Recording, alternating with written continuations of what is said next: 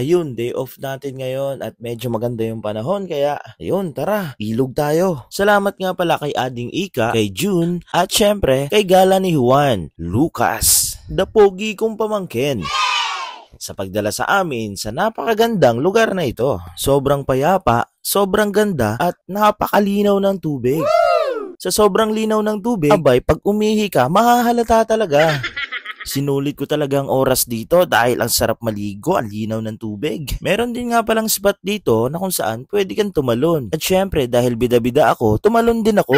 Ito namang si Shane, tamang aura-aura lang. Sana all. At maya-maya nga konti ay umakyat na rin ako dahil kakain na nga. Ito nga palang ibang mga kasama namin ay hindi na naligo dahil malamig daw. Kaya sila na lang ang nag-prepare ng aming pagkain. At yun, syempre, kain na. Sarap din talaga sa pakiramdam na dahil sa sobrang busy natin sa buhay ay kahit minsan nakakapag-banding-banding din tayo. At yun, dahil tapos na kaming kumain at bumalik kami saglit para maligo and then uwian na.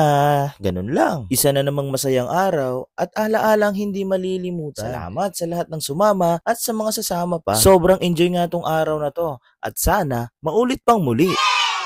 Parang ayaw pang umuwi ni Lucas. So hanggang dito na lang. Salamat! Leave this place where we grew. Rivers gonna cry when you're gone.